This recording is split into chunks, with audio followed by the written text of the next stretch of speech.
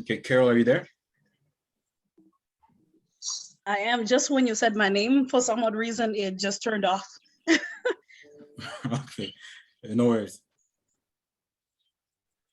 We're doing introductions, is that? Yeah. Okay, sorry. Hi, Derek. Hi, everybody. Hi, I'm Caroline. Sorry, what did we need to say? Just a brief introduction about yourself and how summer's going, and then we'll tag somebody on your behalf. All right. Summer, I wish I could fly somewhere. It's been a boring summer, especially being in Ontario. We were in lockdown right up until July 1st, June 30th it was. And so it's been rough. But otherwise, yes, I'm Caroline. I work in social services. Well, I was working social services up until recently. I've switched up, I've pivoted a little bit. I'm working for Global Affairs Canada, and in what department? In Foreign Affairs. And that's it. And who do I pick? I'll pick. I think Papandembe is left. Okay.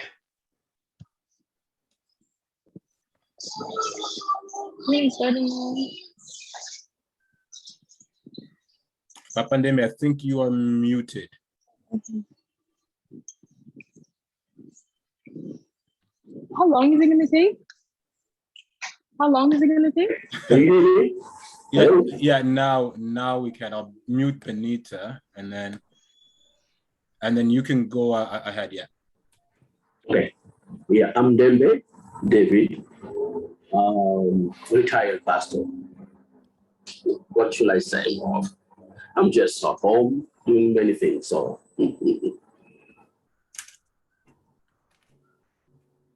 Okay, good.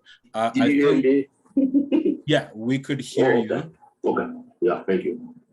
And I think we have Nketi, who was just going to say hi briefly, and then listen into the discussion. Yes. Hi, Ike. Of course, this is Nketi here. Good to see you, Derek. We've not seen you in a while. Derek's been on vacation. We've missed you. And my babies are unfortunately a bit poorly today, and so I'm playing nurse. So I'll be listening in, and I'll sort of chime in as and when, but I'll leave Ike to chair the meeting fully. And so, but I'm still here. I'll just be listening and not sort of heavily involved as usual, because they are going to be in the background and I'm playing mommy nurse. So, but it's good to see you all. The summer has been good. It's been hectic. It's been hot. It's been smoky. Thankful for the rain for the last few days. But yeah, it's been a nice summer. It's been a nice summer. So yeah. You said it all except you missed the Taliban came back. It's been God, yes. This, yes. and then the Taliban. It's a really interesting segment.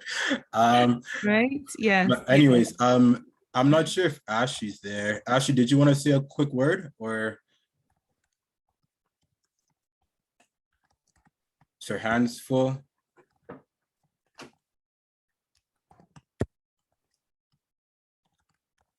Somebody sing the Jeopardy thing. Okay, sorry. Yeah, sorry. Oh, there she is. My hands are full. I'm Ashley. I am a social worker by trade. I've been working with SOS Congo for a lot of years now, since it was created. I'm just upstairs with the kids, so I'll be listening in too, and I will do my best to chime in when I can. Nice to see everybody. Okay. All right, so I will not be introducing myself because I'm pretty sure you guys have heard that numerous times, including Derek. But I'll say a word about Derek here quickly. So this is just pulled from the website, so I hope it's up to date-ish, Derek, and not too old. But Derek is the director of the CPI, the Canadian Poverty Institute. Derek joined the Canadian Poverty Institute in 2015, bringing over 30 years of leadership in government and academic in 30 years of leadership in government, academic, and the not-for-profit sector. So he's also a registered social worker. Derek's work includes extensive experience in social research and policy development at the City of Calgary and community development with various organizations across Canada. So definitely, we're really lucky, really pleased to have Derek join us here. So looks like we have a full house. Thank you guys for the participation. We have Vincent and Felicia joining us. So that's pretty much most of the youth. So maybe after Derek presents, we'll get Vince and Felicia to introduce themselves to the group. So over to you, Derek. You'll just see a few new faces there when you're presenting though, but I think the more the merrier still. Great, thanks. Thanks for the introduction. Really pleased to be here. I'm just thrilled to see the interest and see this project come together, and really excited that so many people have sort of an interest in getting involved in making change in your community and in the world. Always, as I get a little grayer, I am always excited when I see youth who are stepping up and the next generation coming to carry on the work of making the world a more just place. As you heard, I've been doing this for quite a while now, and also excited to hear so many people with ties to Montreal. I studied at McGill many years ago and loved Montreal. So if you're going back to Montreal in a few weeks, I'm very jealous. So enjoy. I believe I was asked to speak about advocacy and how to do it. So we're going to do a bit of a government 101 refresher course here.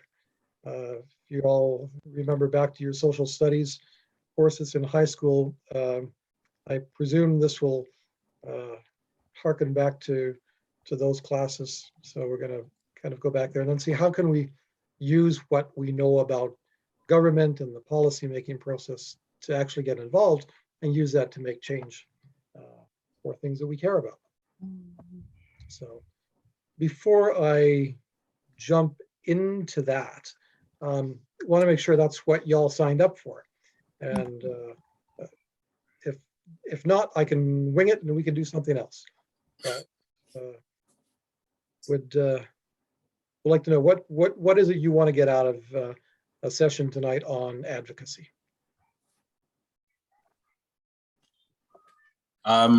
It's open. Anybody can chime in, or I can pick people as well. Just to kind of get the conversation going, maybe Pam, I will pick on you again today just because you're visiting. Everybody's in Montreal somehow. So with the MTL connection, you left Calgary over there. So when you think advocacy and how it applies to everything that we've been kind of talking about, what would be beneficial to get out of this session?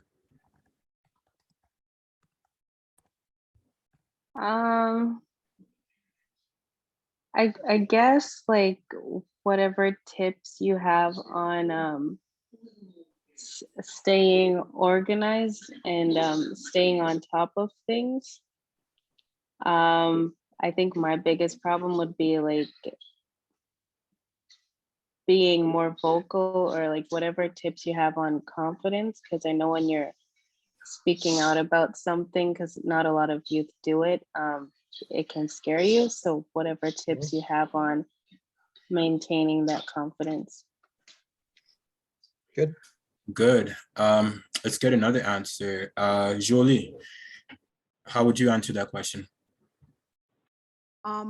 I think with advocacy, it would be just kind of equipping us as a community to how we can empower ourselves and find resources and things that we could do to help to sustain and grow, and just help us in different aspects, of resources. So I think just advocating for more resources or advocating for services that we might not know about that we might need and things like that. Okay. Excellent. And Jamima, who promised that you would talk a lot if we let you keep your camera off. So here's your chance. Okay, could you just like re-explain, because I kind of don't really understand the question. So, Derek, go ahead. Sure. So the topic for this evening is advocacy. So I'm just curious, Okay. if we're talking about advocacy, what would you like to learn? What would you like to know Okay. more about? So Right. Okay. I think, yeah, I'd have to agree with speaking up, especially since like I personally have problems with that, and like kind of just standing your ground, and being able to stick to what you believe in, and then knowing how to be able to do that, and also taking in the new information that you learn if you are in the wrong, if that makes sense. Okay, last up, let's go Junior. Yeah, for sure. On advocacy, I would say being able to advocate for yourself, like in situations where you have to speak up for yourself, or like being able to advocate for people who are vulnerable, like people who don't have a voice. You know, you can be the voice for like a bigger like people, you know, like a greater population. And then also like being heard on issues that are important to you as well, like being able to advocate for that. Good. Perfect. Is that a good sample there, Derek? yeah. I think we'll get to a lot of that. Some of it maybe not. So I wrote down kind of what you guys were talking about, and we'll revisit it at the end to make sure that we've covered that, and we'll maybe do some brainstorming because I think there's always a collective wisdom that I firmly believe that the wisdom that we need for whatever we're talking about probably resides within the group. And I'll say at the outset too that I'm not an expert on this. It's a struggle to do it well, struggle that I think everybody faces. So we're all learning together. I'll share with you kind of what I know about it, which, to be honest, is for me something I'm still working through, and it's a bit of theory for me too. So we'll work through it together. I will try to share my screen. Oh, it looks like I can do that. There, can you all see my screen? Yep. Yep. Okay, good. There it is.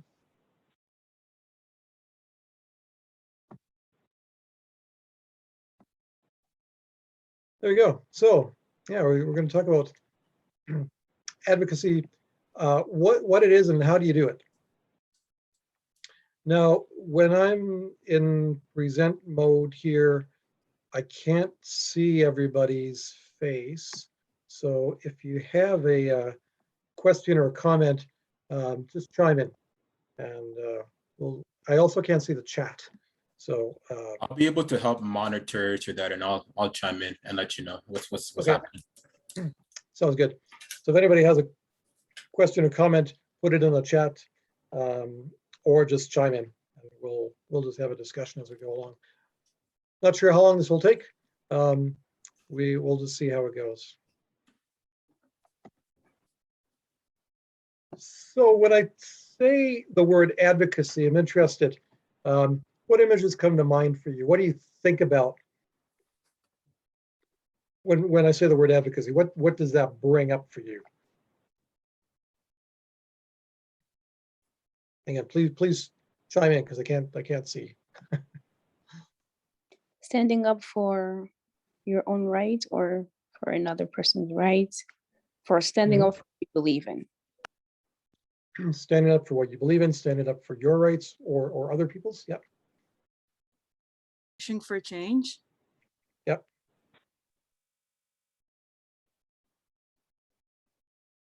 Does it have a positive or a negative connotation for you? I would kind of say both, just because in a positive light, you're speaking up for yourself, you're speaking your mind, you're educating other people on a specific subject. But in the negative light, it could often lead to arguments, and other people don't know how to take different opinions properly and different things like that. So that's why I would kind of say both. Mhm. In the chat, we have Pam who said, I think about protests, peaceful or violent. Yeah, can be both, right? And positive or negative vibe from that?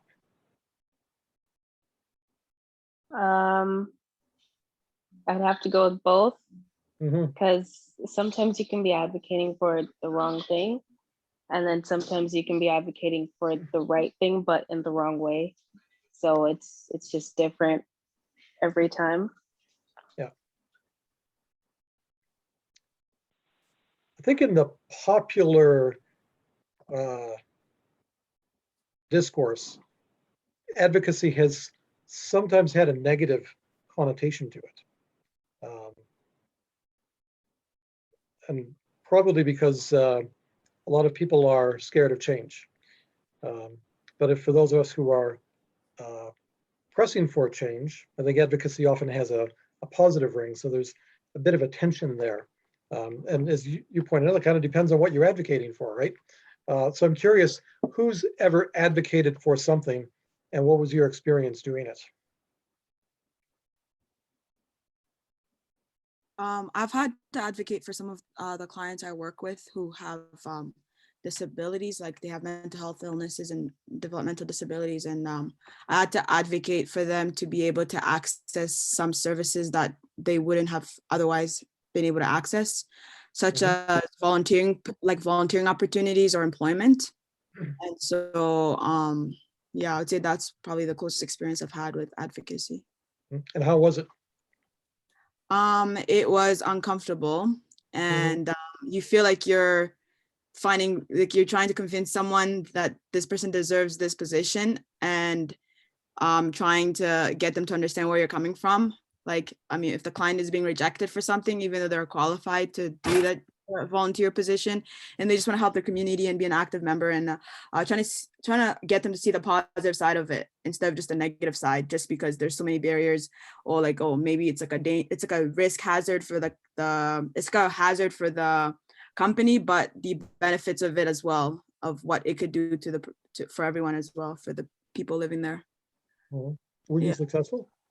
Yeah, no, not at that specific center, but we were successful at a different center to volunteer at. So it just takes some looking around. Yeah. Yeah. So would you say overall it was a good experience, or? Yeah, it was a good experience because we felt accomplished after she was able to find a volunteer position in the community.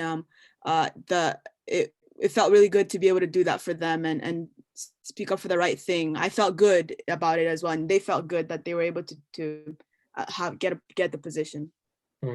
Yeah. Good. Someone else. What experience have you had with advocacy?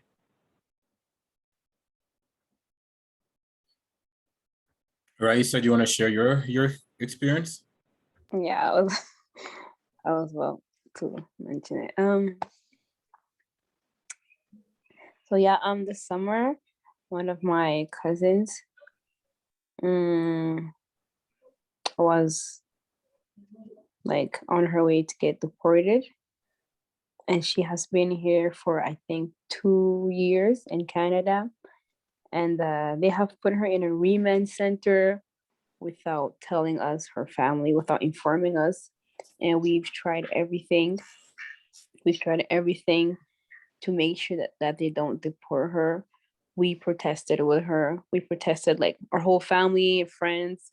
We called out many people, and a lot of people joined us. It was also on live TV.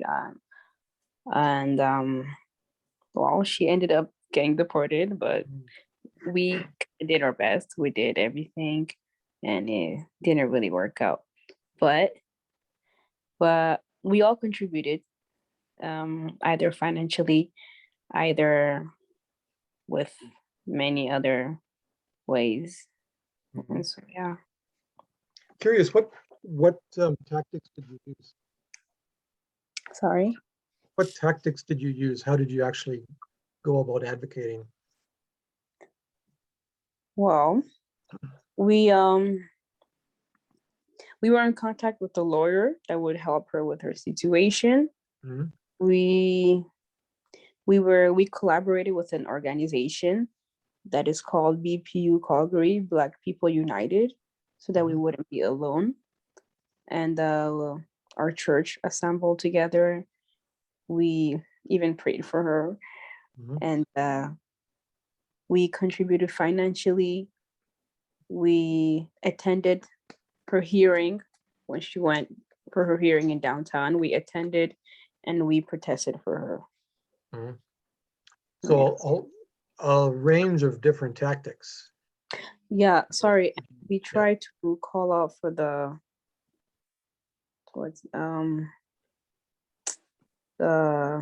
owner of oh my goodness, not the president of the immigrants in Calgary, but The minister? Yes, the minister, sorry. The minister. Yeah, we tried to call him out. We even sent it out emails. We made phone calls, voicemails, everything, and he never reached back. Right. Yeah, we were called. Which is sadly typical, I'm afraid. Yeah. So you tried getting the politicians involved. You used legal means, raised funds, protested. Did you use the media? Yes, we did. Media? Yes. So a whole range of different tactics. And I think that's often, while it's unfortunate you weren't successful in preventing the deportation, using a range of tactics like that is probably the best way to go about doing advocacy work. And we can talk about what some of those different ways are. So, and how did it feel? And I know it wasn't the results that you wanted, but how do you feel afterwards? It was my first time doing something like that, and honestly, it felt really good. Like, it felt good because I realized how important it is to speak out and not just watch from afar. Because when you're watching from afar, you're a part of the problem. But when you're participating by making a difference, then at least you're doing your part, you know? Yeah. Yeah. So there's a sense of taking some power. Yeah. There. Good. Thanks for sharing those experiences.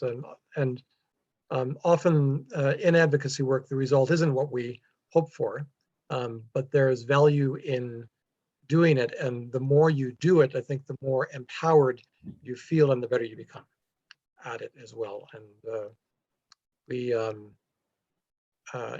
all get better at things with practice, with experience, and advocacy is no different. So the word advocate, we want to think about what it is. Literally, it comes from the Latin word. If they put two Latin words together, ad means to, and the Latin word vocare, which means to call for. And you'll notice vocare also looks a lot like vocal, like voice, right? So, so it's using your voice to call out for something. So we're advocating for a thing, and a good definition of it, this comes from a group called Lobbyists for Good, is advocacy is the act of supporting, defending, or arguing for a specific cause or issue, which I think we all kind of get the idea of advocacy. That's a decent definition, and this group, lobbyists for good.org, is probably a good resource. You want to go and explore some of the resources that they have online too. So the question is why? Why do we do advocacy? Also from that group lobbyist, purpose of advocacy is to bring about change. And I heard that from your comments at the beginning when we started. Why do we do it? Because we want to change something. And whether that's accomplished through raising public awareness, so using the media and so on, increasing support, or influencing policy for a certain issue. I'm going to talk a little bit, going to focus a little bit on that policy piece today, because often the things that we want to change, especially when we're talking about systemic change, we need to go to the root of it to look at how decisions are made and what those decisions are and how they perpetuate systems that bring about or create conditions of injustice. So question, curious to hear from you, what are things you're passionate about? If advocacy is to call out for, what would you be calling for? What are things that you would be passionate about advocating about? Let's go Tutu this time. For me, it'd be something like equal rights, regardless of race, gender, just equal rights for everybody. Equal rights, good. Raisa in the chat said human rights. Okay. Go down the line here. Afo. For me, it's also equal rights, I'd say. Okay, and Papa Ndembe.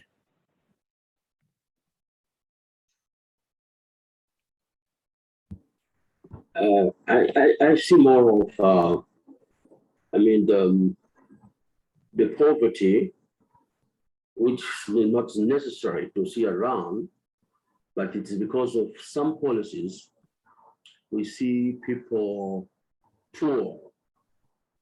So I'm really on that. There's no reason some of the people can suffer poverty. Another one here is universal education. Universal education, okay. And equity. Pam, did you want to elaborate? You said something here I think might sound better coming from you. Okay, yeah. So what I mean by that is school isn't the same everywhere, obviously. And I see this happen to a lot of immigrants where they have really high paying like jobs that they went to school for a long time for. And then they move to Canada and basically none of it is valid and they have to start school all over again. So it would be nice to live in a world where education was just universal everywhere, the same learning.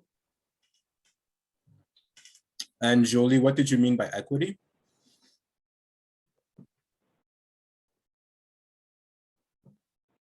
So I meant like just being fair. So everyone having the same rights and having the same access to whatever everyone else has access to, and just yeah, treating everyone the same.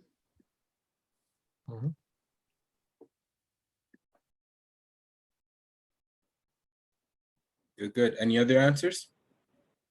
I would say the reformation of the law system. Law reform. Good one, yeah. Yeah. Any others?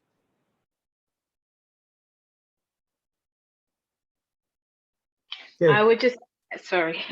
Go ahead. I would just echo that last one about law reform and like the legal system. Just I mentioned before that I'm a social worker, so a big part of my job is actually going before courts, arguing on behalf of clients, parents, and a lot of times it just kind of feels like nobody's even listening. The decision's already been made before you even start talking. So if if some policy or some things can make that different, and having one person, one judge make such huge decisions that affect so many lives, it's hard sometimes. Mhm.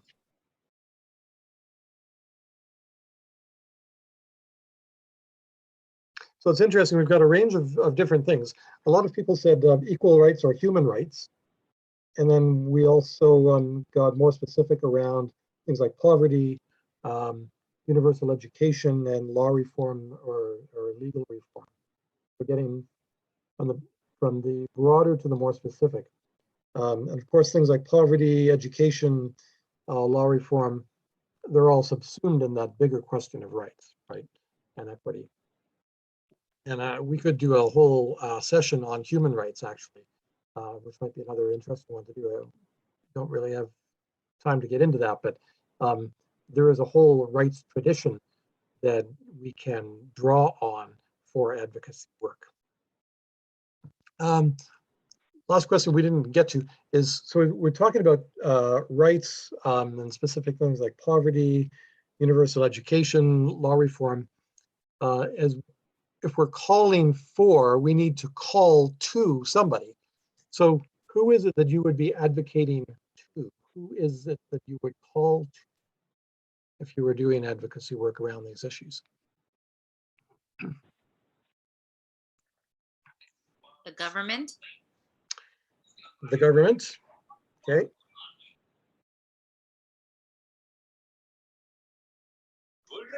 These days, it seems like social media or social media is kind of the only way to get the word out there. So somebody is forced to care, it seems like. Well, I'd say that social media is a tactic. When we're saying about who would you call to, it's who is it that can make the change? So you're asking somebody to make a change, right? Who's the somebody? Who can make that change? Jason Kenney. Jason Kenney. Okay, so we started, somebody said the government. Now we're getting more specific. Jason Kenney. So who's the leader of the government? Who else?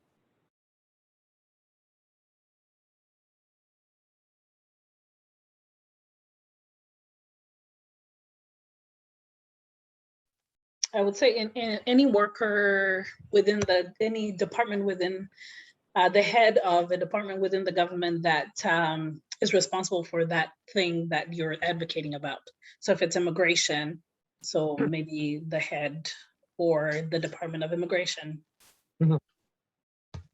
So, and we'll talk about this in a minute, the government has two parts to it, right? There's the elected bunch, and then there's also the bureaucracy who are not elected.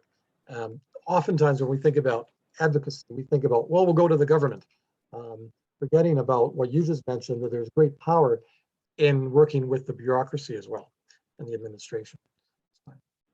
So, okay, let's delve into this. Derek, we'll pick up these themes. Yeah. Can you just elaborate slightly on what you mean by the bureaucracy? Unless that's what you're about to go into. we will dive into that. Yeah. Okay, sure. Okay, thank you. So when we think about advocacy, there's, and I heard this when I was asking you about who's ever advocated for stuff.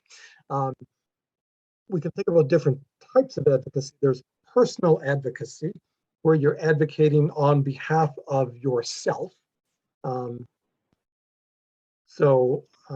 You think that your rights have been violated in some way and you need to speak up for yourself, or you're denied access to something. So you can speak up for yourself. There's also political advocacy, which often is around speaking up on behalf of someone else. Now, you might be part of that someone else. Often that's a group, right? We're part of that group, or you may be speaking up on behalf of somebody who you might consider to be without a voice, and they need somebody to advocate on their behalf. So you can advocate for yourself or for someone else, and that advocacy can be personal, or it can be political, in that we're trying to make some kind of a change in policy or a decision or the way things run. Does that make sense?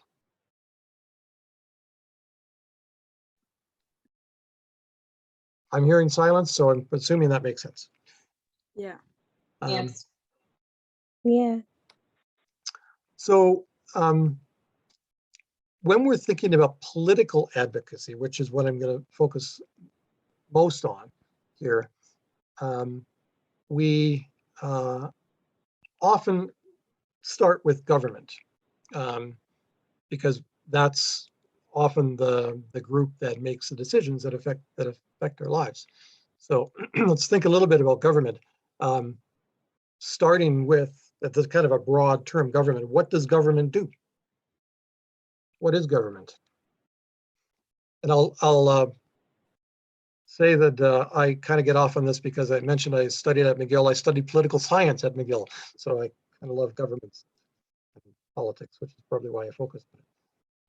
But question, what does government do? Why do we have it? The government will run the country or a province, and they will make decisions on where money will go. They also make decisions about like who they're going to work with as well, like because each, like Jason Kenney has his own, like there's different ministers that work for him, like Minister of Health, Education, blah blah. So then I think they get to pick that. I'm not sure though. I don't have a history and I don't have a background in political science.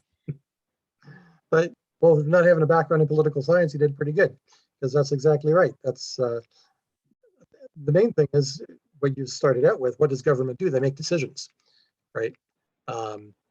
Some of those decisions are laws. Some of those decisions are about, as you mentioned, how money is spent, which has a lot of power because it says it that directs what happens, right, around us. Do we spend money on police or do we spend money on social workers? Those are government decisions, right, that governments make. And governments also set policy. So can anybody tell me what is policy? Policy, besides a word that usually puts people to sleep, right? If I mention policy, eyes glaze over. What is it?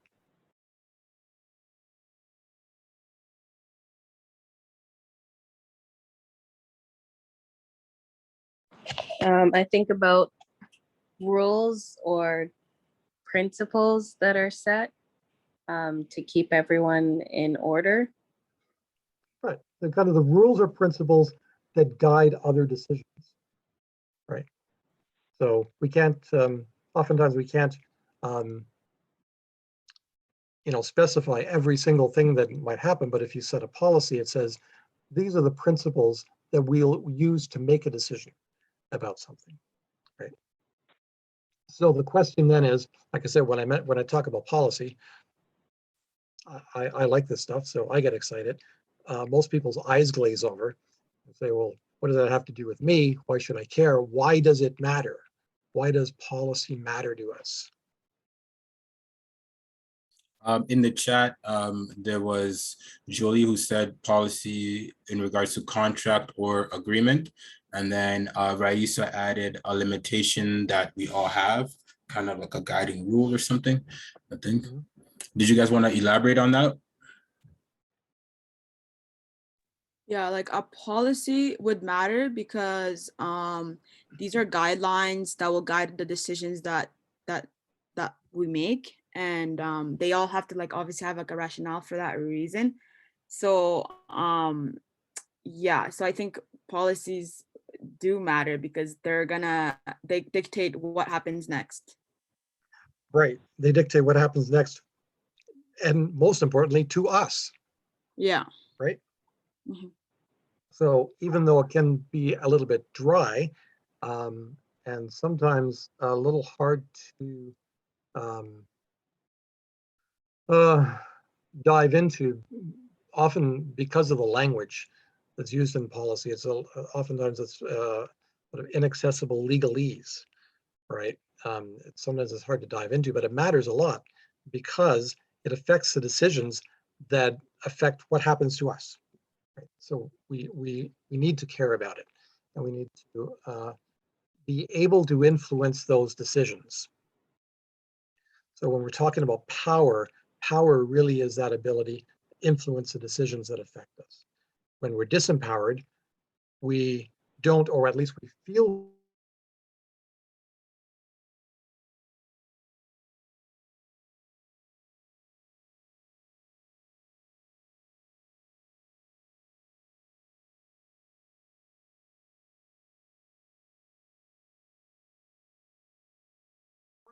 to be clear on who does what. So we started talking about the government, and then somebody said Jason Kenney. It's important to know which order of government we're talking about and who's responsible for different things. So anybody want to tell me some things that the government of Canada would be responsible for? I think they kind of create like the Charter of Rights, like criminal laws, like how much someone can get, like what's the sentence that someone can get if they commit this crime, and they deal with like I heard the recording stuff. Did you want to restart that? Is everybody still there? Hello. Yes. Yeah, we're here. Yeah. I'm here. Okay, good. Thought I'd lost you. No, we're here. Great. This is why Zoom is so hard. I can't see anybody. I don't know. But so Canada is like this collection of mini countries, and constitutionally, the provinces are responsible for certain things, and the government of Canada actually can't do anything about them. They have no power around certain things. So certain things the government of Canada has power over, you mentioned, so like criminal law, things like defense, those are federal matters. Provincial matters, you mentioned things like healthcare. Those are provincial. The government of Alberta is solely responsible for those. And the government of Canada actually is not allowed to intervene in those because in those matters, Alberta operates like its own country. And then, of course, you've got these things called cities or municipalities like Calgary that have their own government, and they're responsible for certain things too. Anybody have an idea of what cities are responsible for? Like bylaws? Bylaws. What's a bylaw? A law they put in place that a law that they put in place for like for instance with the whole like COVID thing, like masking or like noise violations. Yep. Yeah, things like that. Things that usually minor or not. Parks. Yep. So why does this matter? We're talking about who does what. Why does this matter? it matters because you need to know who you're gonna go to for whatever concern you have. Exactly. And I see this all the time. People are all upset about the health system. So why doesn't Trudeau do something, right? Or education. Why doesn't the government of Canada do something? Well, because they can't, right?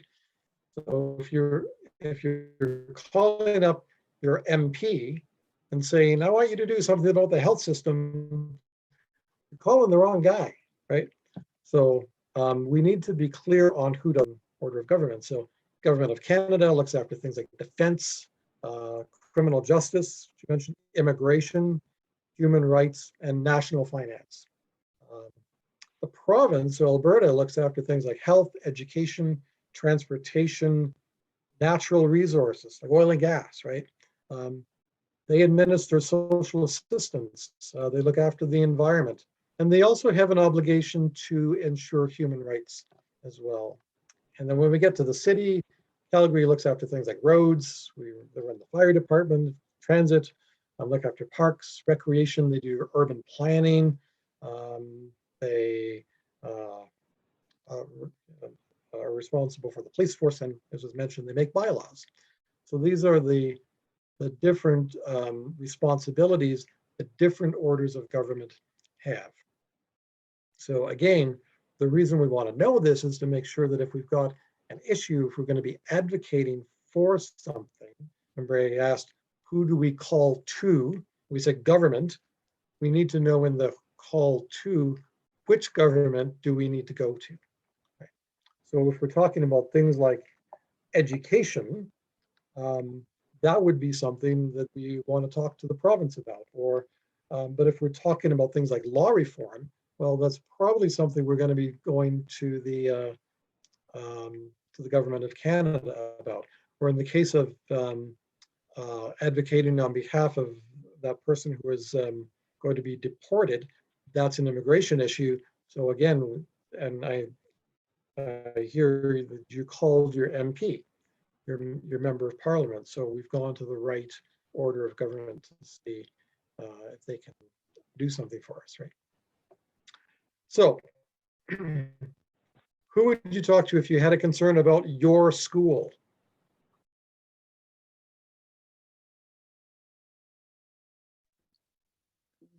You talk to the provincial government, so Jason Kenney, yep. Or his minister of education. Yeah, because education is provincial, so for the province. How about the police? You got a problem with the police force?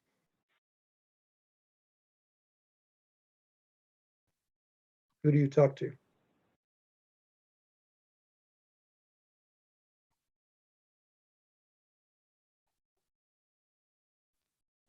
It's a good question. I want to see if you guys were paying attention. Let's go to Junior. It's a very specific question he asked there. If it's like law, then I would say the Canada like government. But if it's like the Calgary police, wouldn't it be like as like the city? Exactly. Yeah. Bang on. If you got a problem with the Calgary police, you're going to be talking to the city. Okay. How about immigration? We've got an immigration problem. Federal government? Federal, yep. Immigration is a federal matter. How about you're concerned about possible discrimination? That's tricky because like if it's like a human rights violation, you'd go to the federal government. But if it's like maybe like has to do with discrimination, has to do with like maybe work specifically, maybe I think you would go to like the provincial. Yeah, this is a tricky one because it could go both ways depending on what it is, right? So yeah, if there's a you're concerned about discrimination at work, or you're being denied service or housing or something, that you could bring to the Alberta Human Rights Commission. What about you're worried about stuff going on in your neighborhood? City of Calgary? City of Calgary. Yeah. Because they're responsible for urban planning and bylaws and things like that. So the first step in advocacy, two parts of advocacy is knowing what it is, what is the change you want, and then who is capable of making the change that you want to bring about. Right. So being clear on that. So Government 101, hopefully this gets to your question, Ketty, about the bureaucracy. The bureaucracy we also call the administration. We've got two parts of government, and it all kind of flows from this bunch, the electorate, which is us. So we elect officials through elections, and we happen to have two going on right now. Pop quiz, what two elections are currently underway? The federal election and the not provincial. I don't think provincial. I wish provincial. Municipal. Just the mayor. Municipal, yeah. Yeah. Nancy's leaving. Yeah. Provincial or federal and municipal. So Yeah. election time, they come around every 4 years, or they're supposed to. That's when we elect officials who are the ones who make the rules.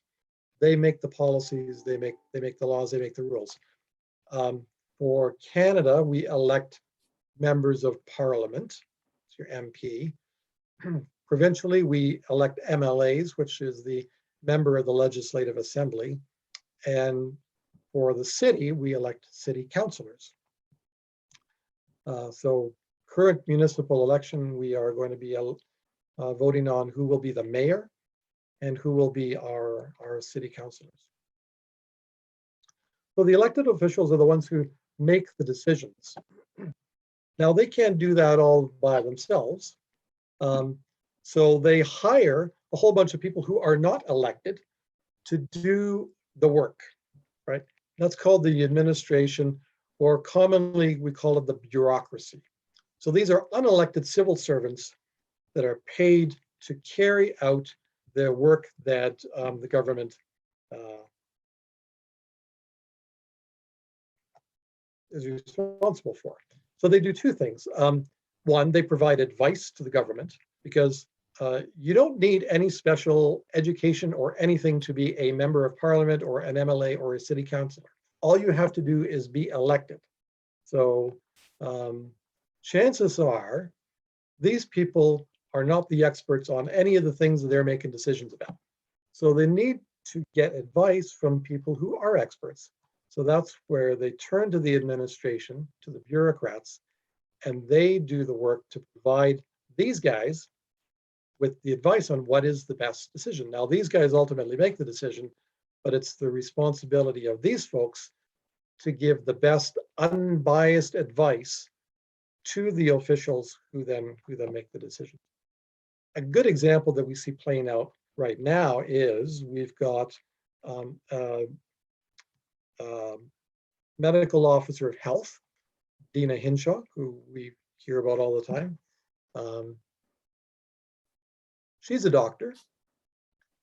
She's paid to give the government, Jason Kenney and crew, the best advice possible about how to manage COVID and what rules and so on they should be putting in place and enacting.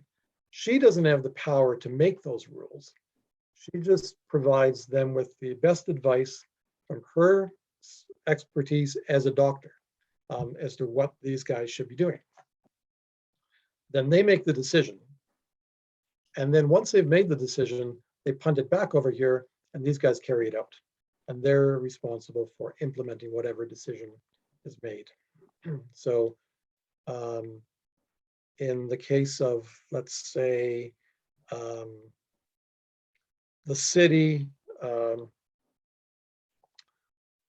say we're debating a bylaw about parks, and we want to maybe increase the number of parks that there are in the city. So they will go to the administration, to the bureaucracy and say, hey, we think we should increase the number of parks in the city. Is that a good idea? And if it is, how would we go about it? So these guys, they go away, they do a whole bunch of work and they say, maybe they'll say, yes, we think it's a good idea. And this is how you can do it. So they'll bring it back. City council will debate it. And if they say yes, then they say, great. And now you guys, you go and make that happen. You go and do what we said and build a whole bunch of new parks.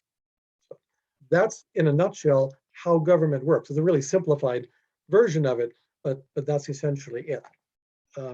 Questions? Is that clear?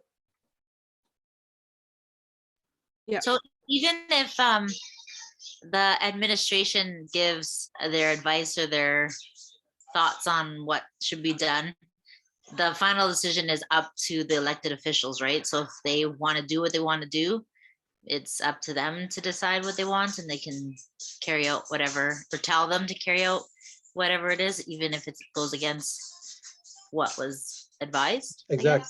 Yes, exactly. So Interesting.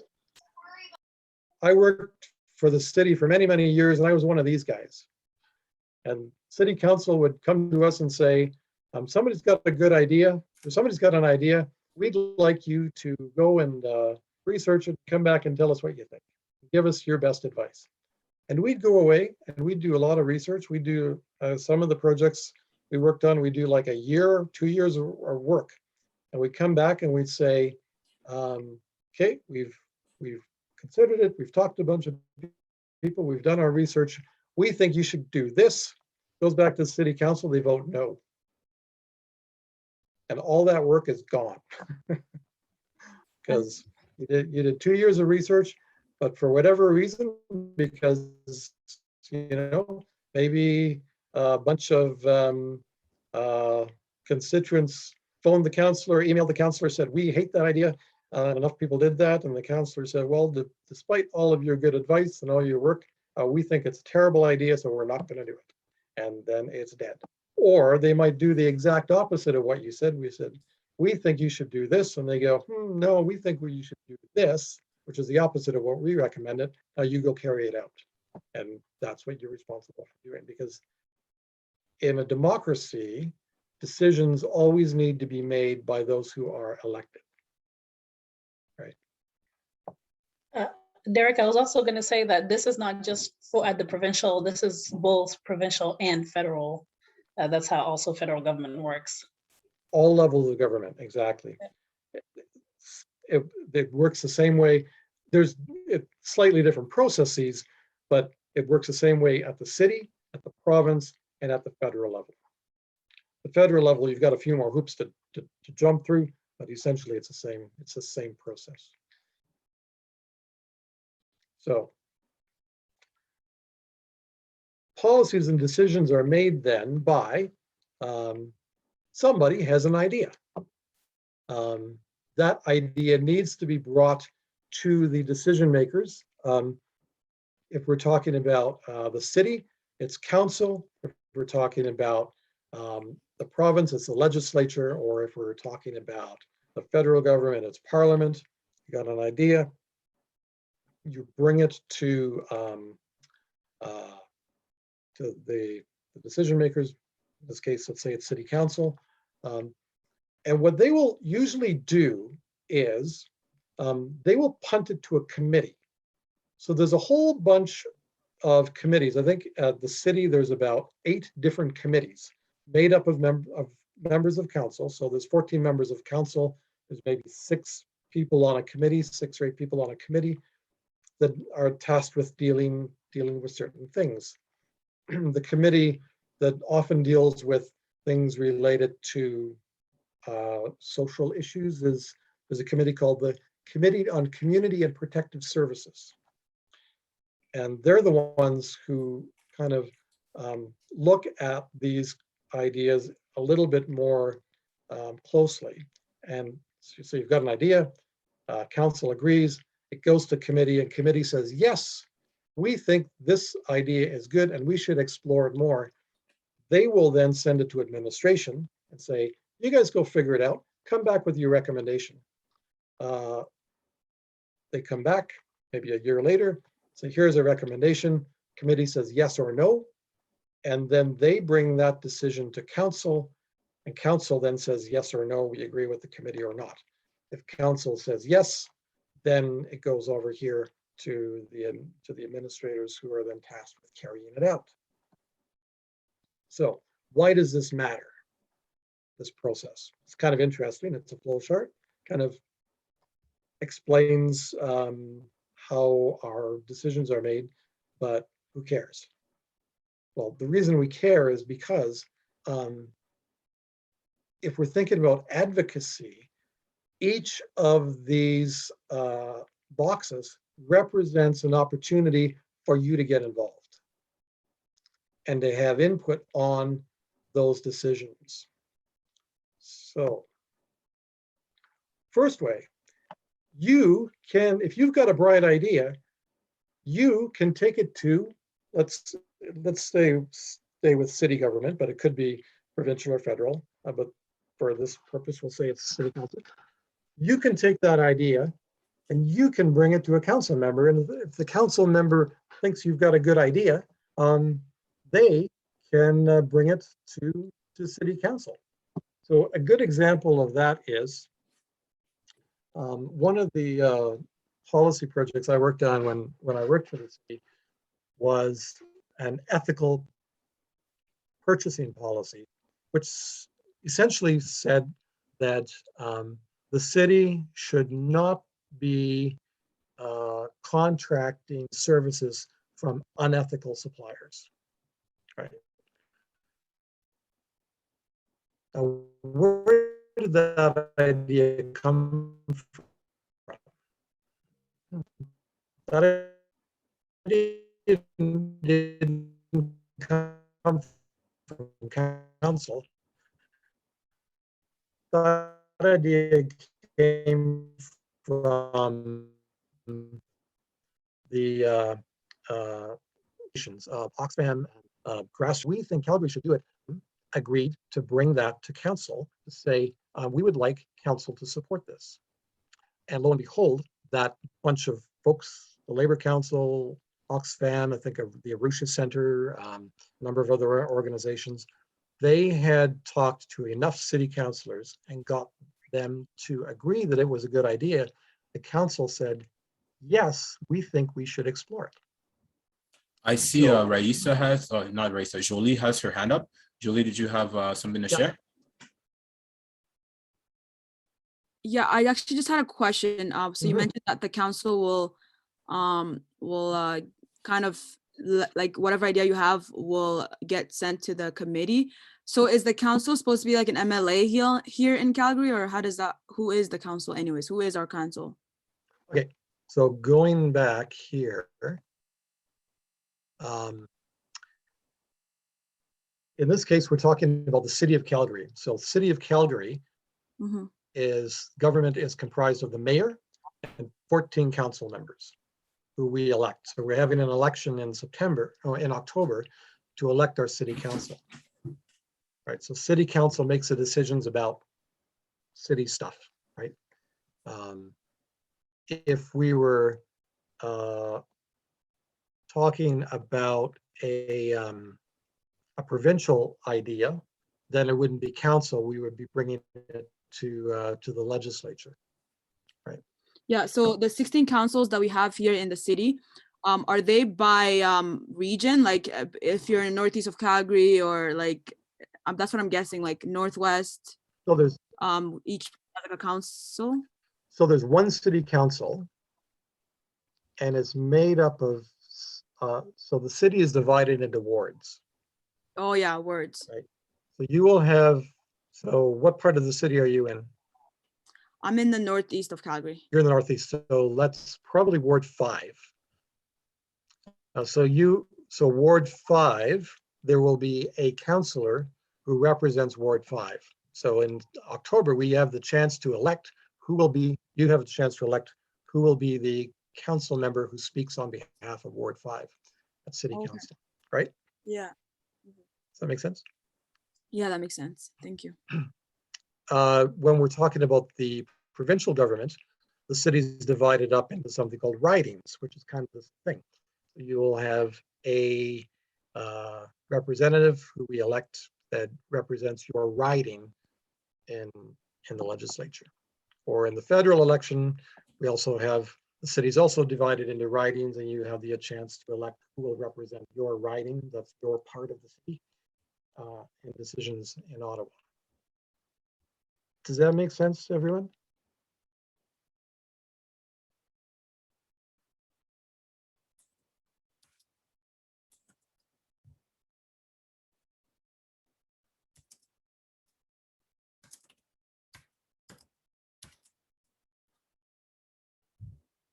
council member, or you take it to your MLA or your member of parliament and say, I think this is a great idea.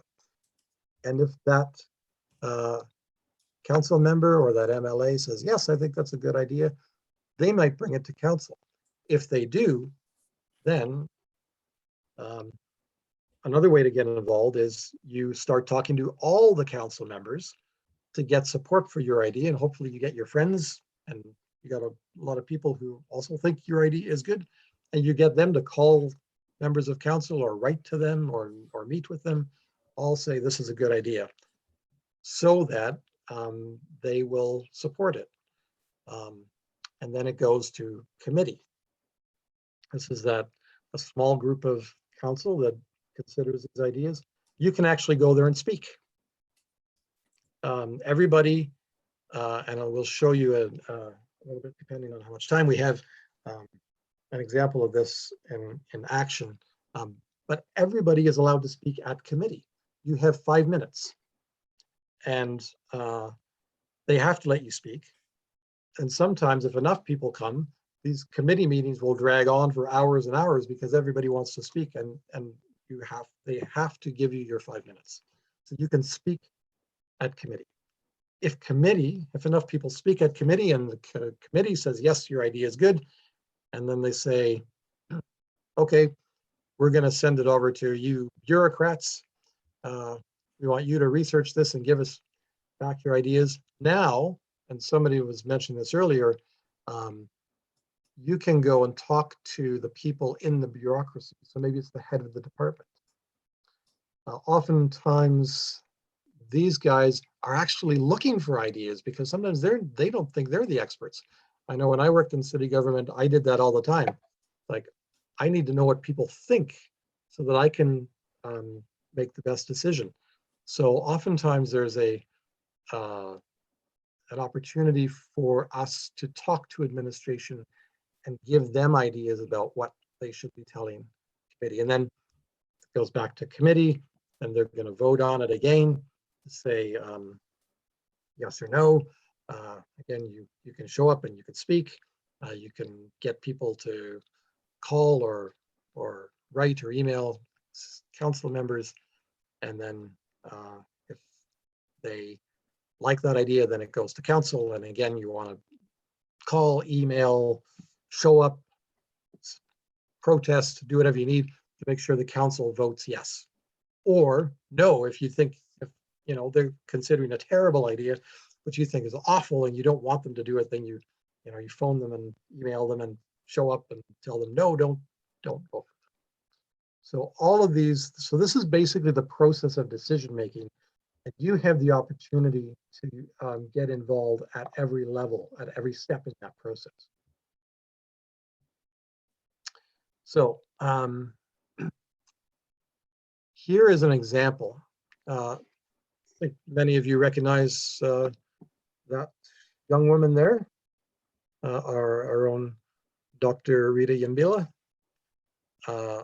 who spoke at a committee hearing last summer about systemic racism. So she's got 5 minutes. Remember I told you here everybody gets 5 minutes. She showed up to council to use her 5 minutes, and she's allowed. That committee meeting went on for 3 days because that's how many people showed up to speak, and we had to give them their 5 minutes. Let me show you, actually let me ask, have people seen or would you like to see Rita's presentation to City Council? Yes. Yeah. Yes.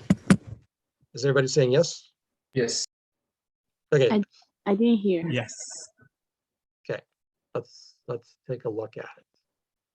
I've got to stop sharing this screen and go.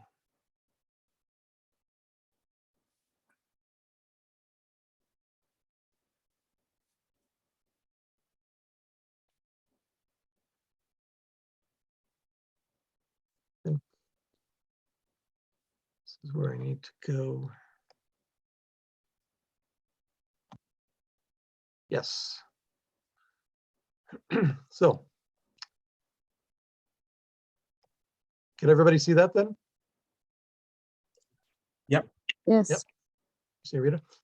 So this was last summer, City Council, because of the Black Lives Matter protests. And let me back up.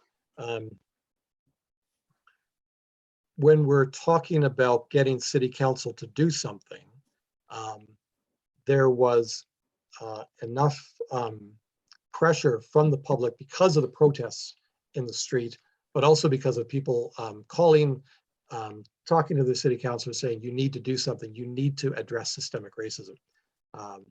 And they, and as a result of that pressure that people were putting on them, they set up this special hearing on racism. So I see actually, in this case, we didn't have 5 minutes, we had 15 minutes. I don't think we have time to listen to all of this, but let's listen to maybe the first 5 minutes of Rita's presentation.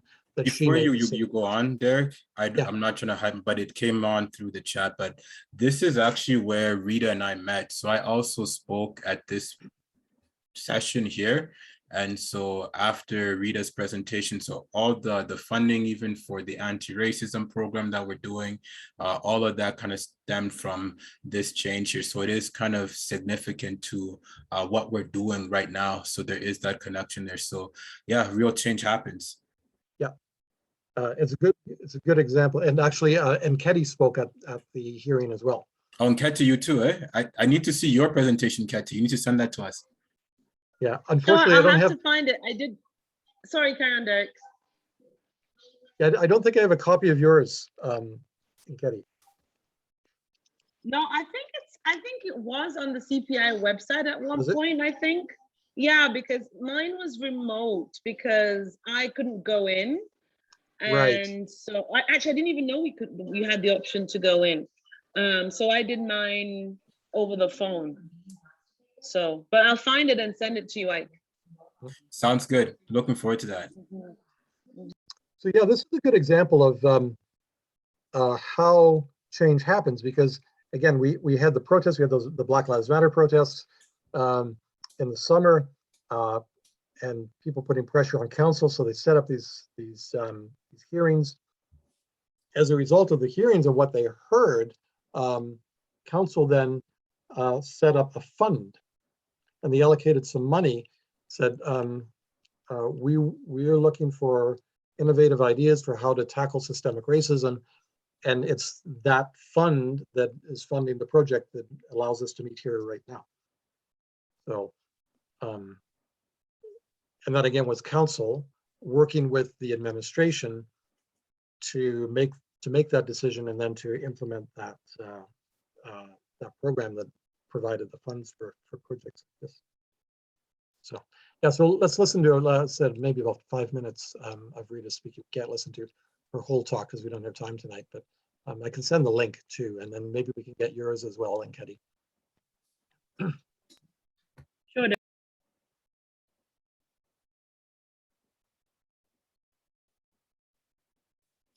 We can't hear the sound. Did you click the share audio option when you went to share? Oh, you're right. Hang on, I'll back it up. So I think you have to stop sharing and Yeah. then reshare with that. I think it should work. Which is why I'm saying that my comments are general and they pale in comparison to the stories and accounts we just heard. In 2016, the last year where available data is present, we know that 13% of people that are of racialized origin live with low income in Calgary. This compares to 9% of the general population of Calgary. 13% of people that identify as racialized live with low income. When you dig further into this percentage of people that are living with low income, 20% of those people who identify as Black live with low income. 18% of the people that identify as Indigenous live with low income. Why is this important? It tells us that here in Calgary, like we have heard through yesterday and today, living with low income is a racialized problem. That is not the crux of what I'm trying to say here today.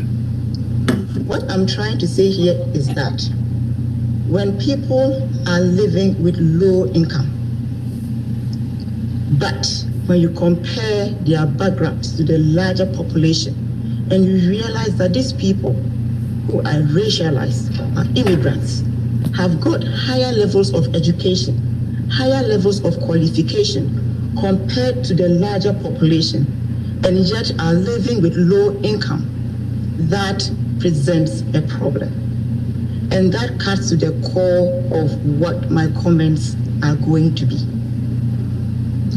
Here in Calgary, if you hold constant education and you hold constant qualifications, factors such as Canadian work experience, your professional networks, the interviews, the invitations you get to interviews, affordable childcare, opportunities to network and grow your resume. Those are the kinds of things that put you in good stead to get a job in your field that allows you to live with an income that is quote unquote high. So what I'm saying here is trying to cut to the crux of my presentation, that here in Calgary there is a direct interplay between living with low income and the risk of being exposed to systemic racism. And I'd like to say that again. Living with low income exposes a person's risk to living or experiencing systemic racism. The other thing I'd like to say is that that process is a cycle. So if you have low income, your risk of experiencing systemic racism is high. But if you're already experiencing systemic racism, then you are getting funneled towards living with low income. And that is the crux of my message here today, the general comments that I talked about. I also want to talk about something that undercuts to what it is that makes it difficult for people that are living with systemic racism or with low income to get ahead. I'm talking about something we call cultural capital.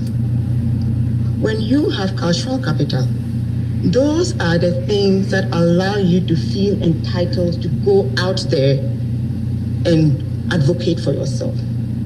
Say to people that is not right. Say to people, I want that to be fixed. But guess what? When people are living with low income, they are new to this city.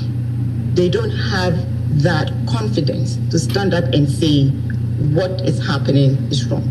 This happened to me and I want it not to happen to me. Cultural capital is low. The point is that when people are living with low income, they don't have cultural capital. These are the people that are at the highest risk of experiencing marginalization, experiencing vulnerability, and living with low income. You add all of these things together and there is much more exposure to experiencing systemic racism. I'm here to say that as long as we do not take significant steps to cut the number of people living with low income in this city, we aren't doing enough to address systemic racism. Because in between that is the ability for people to grow their cultural capital. If I have a good income, I have the luxury to improve myself. I have the luxury to take time off work and go and litigate. I have the time to take time off work and go and fight for my kid in school. I have the time to go to the hospital and say the treatment that I received was not up to snuff or was not appropriate. Cultural capital is very important, but when people are living with low income, cultural capital is compromised. In my everyday life, I don't use jarring language, but today I want to use jarring language. This jarring language is coming from a renowned medical anthropologist. His name is Paul Farmer. And Paul Farmer says that when you have a system where there are policies, there are regulations, there are practices, there are everyday ways of doing things that harm people or put them in harm's way, that is called structural violence. And I want us, and I have the permission of the Canadian Poverty Institute, to recognize as our city and to use the language that our systems and some of our policies and ways of doing things that we have heard yesterday and heard today are structurally violent. We should confront that language, make sure that we name it and look for it. And if we name it and look for it, we can do something about it.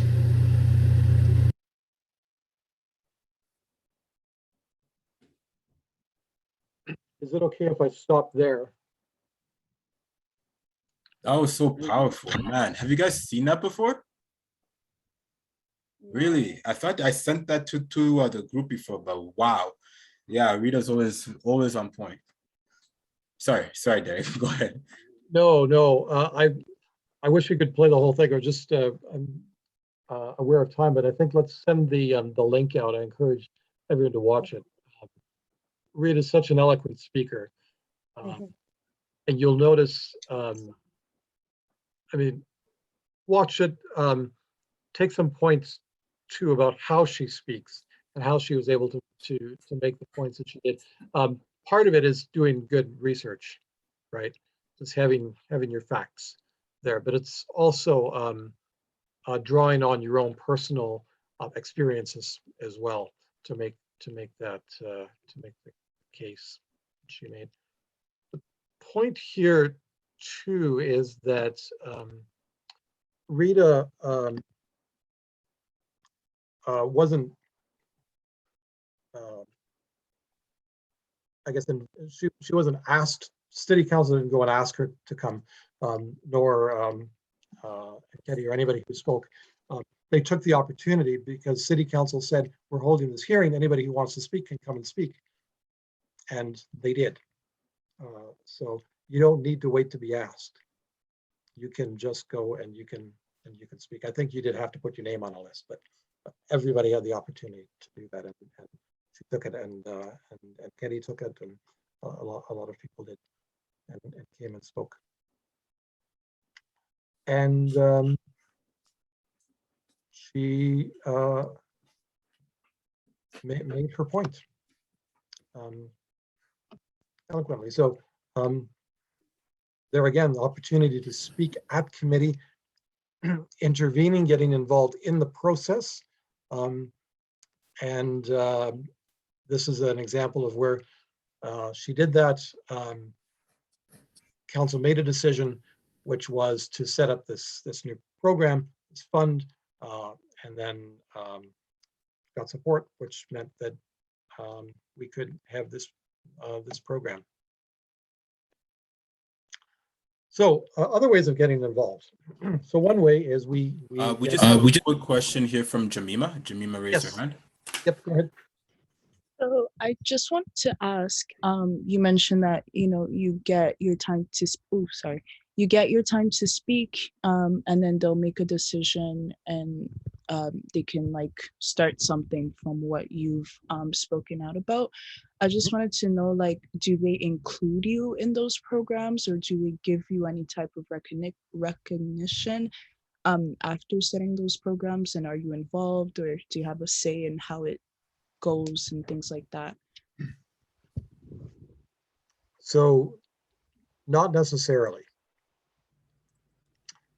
What council will do at the committee, they will have a vote. And so they'll hear everybody who spoke, and then so they've got a decision on the floor which says propose that the city should do X, right?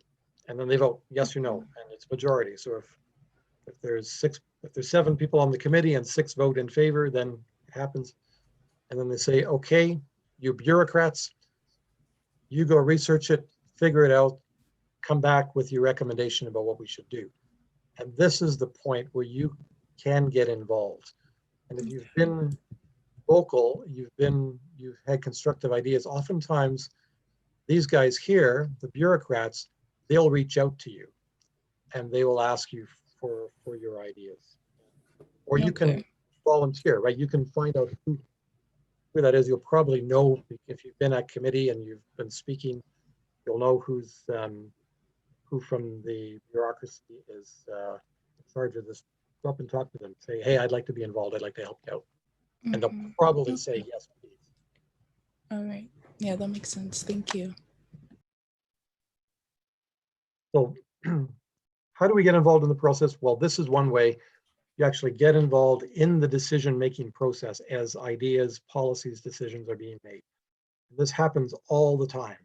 So every week there's a council or a committee meeting. So this is going on continuously. We always have this opportunity to get involved. The other way to get involved is every 4 years we get to vote. Why do we vote? Why should you vote? Tell me why you guys hopefully are going to vote. We've got 2 elections. I would say to make a difference, like to be able to impact like your own community, like and what you stand for and what you represent, like as a person. Right. So if there's a candidate who has the same values as you do, you want to help get that candidate elected so that they're going to represent your interests either on city council or in the provincial government or in the federal government. Or if there's a candidate whose ideas are completely opposite to yours, and you really don't want them to be making those decisions and voting on those decisions. Right? So we vote because that's when we have the chance to influence who are the decision makers, because we get to elect the people that make decisions. So we want to elect people who make decisions, who we think are going to make decisions that are going to benefit or not harm us, right? So we want to vote. So the way you know who you vote for, you need to get to know your candidates. So find out who's running in your ward or your riding. Find out who they are, if they're a good character, what kind of decisions they might make on issues that you care about. You can ask them, or you go to their website and find out. You want to know when and where to vote, and then encourage others to vote. It's not enough to go and vote yourself. You got to, if there's a candidate that you think is really good, who's going to do the things you think are important, you want to get other people to come out and vote for that person. So we have a question here in the chat. It's just Derek, are we as citizens able to attend council meetings? What is the procedure / process to attend them? So council, anybody can show up and attend a council meeting. So it's open to the public. You can't always speak at a council meeting. Sometimes you can, sometimes, a lot of times you can't. You are allowed to speak at committee, though, which are also, even if you're not speaking, you can always show up and speak, or show up and observe a committee meeting, because they are public. Same with the legislature in Edmonton, same with Parliament in Ottawa. You can, now those you can't speak, but you can, everybody is free to go and observe. How come they don't teach us this in social studies? Or maybe, I don't know, maybe I wasn't listening in social studies. Yeah, for me, social studies was a long time ago. So I'm not sure what's taught anymore. They should. Yeah, I don't know why. They definitely don't teach that. I agree. They should. Yeah, they really should. Yeah, we should. So getting involved in the process, again, you can get directly involved in that decision-making process. You can vote. And then you can persuade others. So I talked about that policy that I worked on years ago with the city, the ethical purchasing policy, which said that we don't want the city to be buying stuff from unethical companies. That came about because somebody had this idea and they got a whole bunch of other people to agree with them, and they all descended on they found a city councillor who agreed, and then they descended on council and they made sure that council voted the way they wanted to. That involved doing a lot of persuading. So now we can use social media to get our ideas across. We can write your ideas down either in a letter, or you can even write an article and submit it to the newspaper and they might print it. You can organize a meeting or get creative. There's lots of creative things I've seen done over the years to get your message across. Years ago, I worked for an organization called the National Farmers Union. And this was a time when a lot of the banks had raised interest rates and a lot of farmers were going bankrupt and losing their farms. And the Minister of Agriculture said that the problem was not the banks. The problem was that farmers didn't know how to do accounting properly and were keeping all their receipts in a shoebox. So we organized a campaign where we mailed shoeboxes to the Minister of Agriculture, which of course go free, because in case you didn't know this, if you write a letter to a member of parliament, you don't need to put a stamp on that. It goes free in the mail. So we mailed a whole bunch of shoeboxes to the minister. There's a group of, I think it was grandmothers down in Lethbridge who wanted to raise the issue of child poverty with the provincial government. This was maybe 10 years ago, and they mailed them dolls. So suddenly the Minister of Social Services was receiving tons and tons, dozens and dozens of dolls. They didn't know what to do with them. They had all these dolls in their office. So it can be, you can get creative and be fun with how you do this work. Persuading leaders, again, write email, you can meet with them, you can phone up your city councillor, you can phone up your MLA and say, I want to meet with you. And usually they will, right? As I mentioned, you can speak at council, or you can get creative like the shoeboxes or the dolls.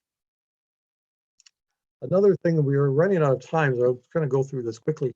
Community organizing is where we try to get, it's really persuading lots and lots of people. We try to persuade lots and lots of people and get them involved in the process, because while it's great if you write a letter and you show up at committee or you show up at council and you speak, if you can get 10, 15, 50, 100 other people with you who are all saying the same thing, then you start to have a whole lot more power, right? So community organizing is the process of bringing people together to create systemic community change, with the explicit and implicit goal of changing the power dynamic, right? We just have a question here in the chat. Yeah. From Raisa.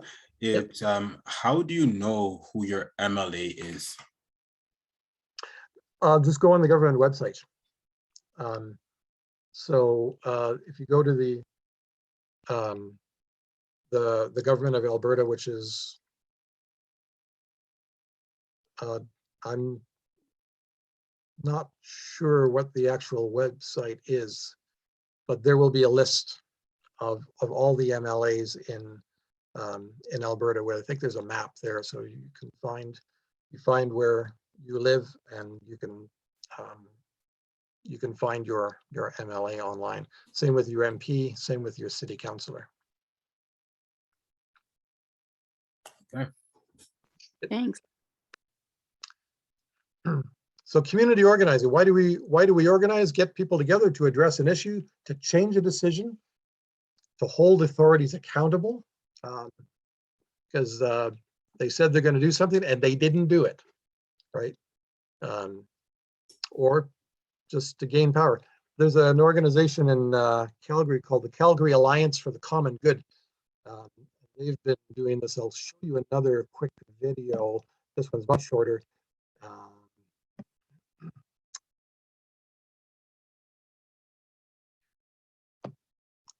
This is what the Calgary Alliance was up to last year. Now, how do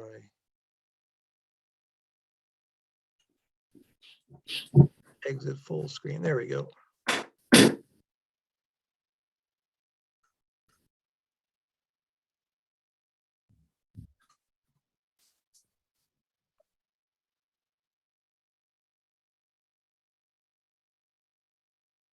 Here's a news clip of what these guys did. They were concerned about the city budget last year because the city said they had to get rid of, I think, $60 million. They were going to cut $60 million out of the budget, and the Calgary Alliance, a group of churches, nonprofits, said we want to make sure that whatever you cut doesn't take things away from people who are vulnerable.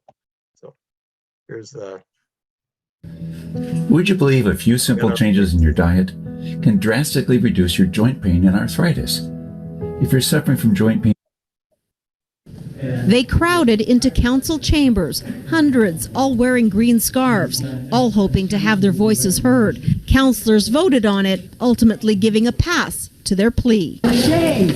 Shame on you all! So the coalition Keep Calgary Strong, representing some 30 community faith and ethnic groups, took their anger and concerns outside. I'm really disappointed with City Council. We voted them in. They should listen to us. One of the particularly frightening arguments was, well, we can't talk about this because we don't know the details. Well, where are the details? Those aren't out yet. What we do know is the city is cutting $60 million. The fear, where those cuts are coming from.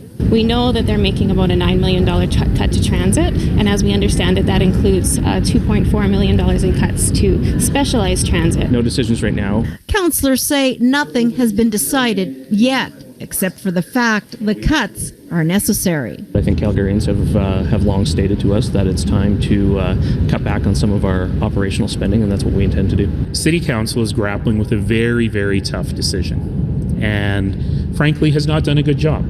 This is our city. As for not letting this group speak, I did not think it was fair to invite just them and not others to come to speak to council.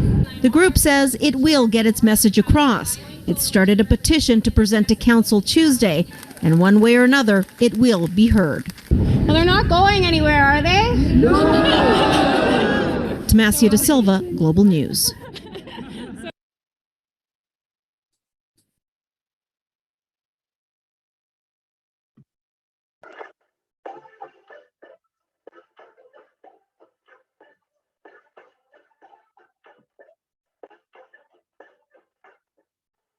Who's listening to that music? Whose tunes are those? Sorry about the music. Turn it up. that was an ad. Also, what, sorry? That was an ad from the next. Oh, an ad. Okay. Yeah. For a Ford ad, I think. I see. I was about to start dancing. So there's an example. So interestingly, City Council was so freaked out by that show of force from the Calgary Alliance. In the end, they voted not to touch transit, the mental health services, and there's one other thing that the Calgary Alliance was saying, hands off, and they didn't. And now actually, council, whenever they are there's something contentious, they actually do come and talk to the Calgary Alliance because enough of them showed up. They packed the council chambers with their green scarves, and they made an impression. So that's the power of community organizing. When you get lots of people together, to make your point. And so goal of organizing is to change or prevent a decision, and in this case, gain power, which they did on behalf of those who would be otherwise, we might say, voiceless. So when you're building relationships, we can think about different types of people, and you want to figure out who's on your side. So you've got people who are active allies go, yay, we love you. We think you're doing the right thing. We're going to fight with you. Then you've got this group who are passive allies who think, yeah, you're doing the right thing. You go do that. They're not going to be on the front lines with you, but they think you're doing okay. Then there's those who don't know or don't care. Then you've got people who don't really agree, but they're not going to oppose you. They're not going to fight you, but they really don't agree with you. And then you've got these guys, active opposition, who are on the front lines saying, no, don't do that. Stop what you're doing. So we've got what we call the spectrum of allies. And what we want to do in community organizing is find out who's your allies, work with them, find out who's vehemently opposed to what you're doing. And what you want to do with those guys is make sure that they don't actively oppose you. They may not agree with you, but they're not going to actively oppose you. Those who are maybe opposed but not going to do anything, maybe we make them neutral. Maybe we take some of these people who are neutral, convince them that they should support you. And then those people who maybe support you but aren't really ready to act with you, try to get them over here to be kind of on the front lines with you doing the work. So we can, if you are wanting to advocate, you want to think about who might be in these different groups of people, who's actively opposed to you, who's with you, and who can we bring on side. And so ways we do that, we can think about relationships with those groups of people. And in the change context, there are different tactics we can use. One is confrontation, which is based on opposition, where this is where you're doing protests. This is where you're maybe calling the lawyers and actually, trying to maybe raise money for a lawsuit, or doing that type of work, civil disobedience, where you're blocking roads. Last summer or 2 summers ago, you remember the indigenous peoples were blockading railroads. So this is active confrontation. And we don't start there, but we resort to that when there's no response from the decision maker, right? Or you can negotiate. So that's where there's a give and take. So you try to find a win-win situation where all possible. So you'll give up a little bit if they give up a little bit, and you find some kind of a compromise position on a divisive issue.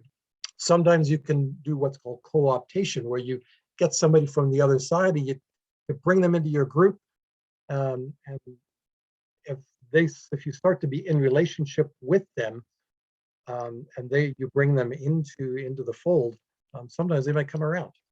So say you've got a community group, and there's somebody who doesn't really agree with what you're doing, invite them to come and talk to your group and have a conversation, have a dialogue with them. And then there's collaboration. That's where often these are folks who are more aligned with you, and you work together. This is where community organizing can be helpful, where you collaborate with a whole bunch of other organizations, groups, people who think the same way you do, and you enter into some kind of a working relationship with each other. So putting it all together, that was a really quick romp through advocacy and government 101. start with what you're passionate about. What is it that what is the specific change that you want? What is it you're asking for? Who are you asking it to? How are you going to make that ask? So what are the tactics you're going to use? Figure out who's on your side and who you can bring along with you. And that's, like I said, a really, really quick romp through kind of the basics of advocacy and organizing. So I think that's almost as much time as we have. I think we got a little bit of time for. It's good. It's good. Well, thank you, Derek. Round of applause for Derek, everyone. That was a fantastic presentation. I think we just have enough time here to do a quick round, just everybody's thoughts, perspectives, final questions. Let's start with Papa Ndembe. I think I ended with you last time, so let's just do a quick round. If it's just to say thank you, you're just gonna let things percolate, just do that. If you have a pertinent question, go ahead and ask away as well. Anything's good to go. Papa Ndembe, you with us? Yes, I'm here. Okay, there you go. Any final thoughts? Oh, okay. No, just as I want to say, it's very informative, and especially for me, it is helping me really to enter in this culture. It's really helping me to know what's going on. So it's very, very, I appreciate that. So it is an eye opening, and you know where to go and how to go about it. So it's, yeah, I appreciate that. Thank you. It's good. Felicia. Thank you for your presentation. I really enjoyed it, and it was really good to, I've always considered myself an advocate, and at work and at home and whatnot. So I really appreciate what you had to say, and now I know the streams I need to go through to get what I want done. So yeah, I appreciate you. Thank you. It's good. Mama Caroline. Perfect choice, because I was just writing a note saying I have to run. Okay. Thank you so much, Derek. That was really good, and we really appreciate you giving us your time to do this. And I really hope lots of notes were taken, because it was so thorough and very informative. So thank you so much. And I'll say good night to everyone, since it's 10 p.m. over here. Good night. Yeah, I think Raisa did ask for the presentation before. So if there's some PowerPoint information you can share with us, so we can share with the rest of the group, so that they can retain some stuff, I think that'd be appreciated. That's good. Now off to the youth. Let's start with Junior. All right. First of all, I want to say thank you for the presentation. I learned so much today, like, as well as like different ways we can make an impact in our community, and like different ways we can advocate for what we stand for, you know, like, as well as the political side of it, of like how you would go about it, and like who you would have to contact to, you know, to see change. So I want to say thank you for that. Good. And my active opposition, Raisa, what do you have to say? Yeah, thank you, Derek, for your time, your presentation. We have learned things that we never expected, and we learned some things that we never learned at school, which we should have. And yeah, that's why I asked for the presentation, because some of the things that I saw on your slideshow, I didn't get to take notes, and I really wanted to look more into that, like calmly and everything. And so yeah, but yeah, other than that, thank you for your time, and thank you for SOS Congo for putting all this together, because you guys are really helping us. Yeah. Good. Thank you. Let's go Pam next. Yeah, just to piggyback off of that, a lot of these things I never learned in school, like the co-optation. and the different types of allies, which I think are very useful things, especially because we're all somewhat advocates for SOS Congo. But I'd also like to know more of like the leadership side of being an advocate, like what makes, I guess, what makes up a good keynote speaker when it is time for you to speak those concerns. Other than that, thank you. That is awesome, Pam. Wow, you guys are really paying attention. You guys are making us look good. It's good stuff. Jamima. Yeah, first of all, thank you very much for taking the time out of your day to show us all of this, because like everybody else mentioned, we don't get this in school. So at least having people that are able to take the time to actually educate others, it's really helpful, because obviously like most of the time it's just like, oh, you have a problem? Call the police, and police, they don't do much. But so it's good to know that we actually do have access to, you know, other people higher than the police, and that our voices can be heard sometimes. I think the hardest part still though is just being able to actually take that step and start speaking what's on your mind. And seeing the video of Nketi speaking in front of all those people, just, it kind of moved me, just because like of how well spoken she was and how she had every single thing that she wanted to say and was able to say. That like, was that's Rita, something by the I way. can't. Oh, sorry, Rita. I forgot. But yeah, it's something that I can't do. So just seeing her being able to, like, you know, put everything on paper and just speak it, and she said what she said and I'm done type of thing. So that was really nice to see. But yeah, other than that, thank you. Don't say you can't. We're going into the research phase of this. You guys will definitely be able to get your points down. We definitely point taken about public speaking and that being a skill. Maybe we should do some sessions just around that, just to kind of make everything stronger here, because presentation really is key. And yeah, Rita's whole thing there was on point. I think we got Jolie up next. Yeah, I wanted to thank you, Derek, for this whole presentation. I'm not gonna lie, I did learn more than I ever learned in social studies in high school. So I really appreciate it, especially for someone who doesn't have a background in anything to do with like political science or even like any social. I never took any social. I'm doing nursing, so it has. I mean, we know we touch on social issues, but they don't tell us how we can, you know, move that forward and what we can do to change things that are going on right now. So yeah, that I really appreciate that. Awesome. Let's go, Afo.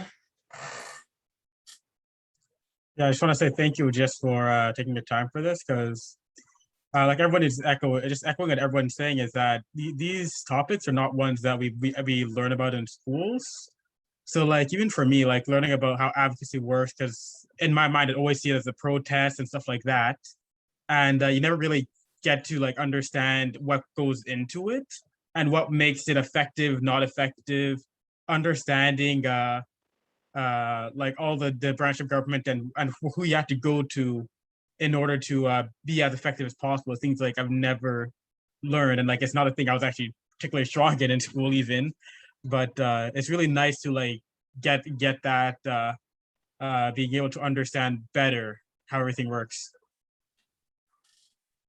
Good. Tutu. Yeah, as everyone's saying, once again, just thank you for taking your time. It's just to prepare this presentation and to give it to us. I know it is some work too, but it's, as everyone's saying, it's just to say what I take away is really, you know, learning more about the structure of government. Like everyone's saying, it's stuff that social studies was never my strong point. So whether they taught it or not in school, it wouldn't have been in my head. But just to go over it again, you know, and with maybe a better example. So I feel like it's, you know, I learned more about the structure of the government, And if we're doing advocacy, as you're saying, to know where to go and at what time, like what steps are the right time to have something to say, and to try to act and try to stop or change things. So yeah, just thank you. Good. All right, let's go. Ashley, are you able to say a word? Actually, I hear the kids screaming upstairs, so she probably can't say something, but let's give it some time. Yeah, the kids are screaming here, but thank you, Derek. Yeah, that was super informative, and got me thinking too about things that I personally can, find something that I'm passionate about and take the steps that you've delivered. So just it's so easy to understand, the steps of what to do next. So really appreciate it, and thank you so much. And Ketty, you're the all-star today. You get to bring it on home. You get the last word. Okay, awesome. Wow, thank you so much, Derek. That was super informative. And I think that, it's clear that the youth have learned so much in terms of, what advocacy is, how you can do it, when's a good time, who do you advocate to, these important stuff that sometimes can seem and appear to be quite intimidating. They say knowledge is power, and you've given us a lot of knowledge, and I hope that the young people feel incredibly empowered. And I think you all can see how the different topics and issues that we've been speaking about over the last number of months are all connected, and this advocacy piece really sort of just ties it all together neatly, in that, okay, well, now that you've learned about empowerment, cultural capital, poverty, mental health, and the challenges associated there, how can you advocate either as an individual, as a group, or as a community, and knowing that it's not just through protesting. There are a number of ways that you can advocate. And of course, if you're wanting to make systemic change, it's not automatic. It can take a while, but I think you'll have a good enough understanding, to sort of get the ball rolling. And I think that, like I said, it ties things up nicely. And so in your projects, as you're doing the research into the particular topics and issues, really look at how you can advocate for these particular issues, how you can draw upon the different topics and components of the previous sessions, and bring it to the forefront in your presentations. And quite frankly, I'm super excited for the presentations. And I think we'll probably have a check-in, 1 or 2 check-ins or so, to sort of refine, the parameters of the project. But I think this one has really, should have put a new spring in your steps. And so, yeah, that's all. Thank you so much, Derek. We really, really appreciate you taking the time and for putting this together and for engaging us. Really, really appreciate it. So thanks, Derek. Good. And we had 3 youth who had to go back to work. We had Linda, Vince, and Benita, who also said they really appreciated the presentation. They just were literally at work during their breaks and stuff like that, trying to catch as much as they could. So definitely this was a really strong presentation. Thank you. Well, thanks for the invitation. And just to say, I'm happy to support if you are looking for advice or whatever about any particular advocacy work you want to do, or want more information about anything. Happy to be here as a resource. So. And awesome. Also, once again, just thrilled that there is a whole bunch of young people who are passionate about making change and want to do this work. It gives me hope. We're in good hands with these youngins. That's the future. I'll let you guys go to sleep though. You kids still let the kids. Sorry, who's speaking? Oh, was that Nketi? Oh no, sorry, my kids. Oh, I was saying I'm letting the kids go to sleep and everything is good. Anyways, we'll catch you guys later. Look out for messages about the research project and different ways that we can go ahead and do that. I'll send you a message specifically, Pam, to see if we can figure out creative ways to go ahead and do that. But yeah, it should be getting exciting now. See you soon. Thank you, Derek. Thanks, Thank thanks you. everyone. Thanks. Everyone. Bye, everyone. Thank you, everyone. Bye.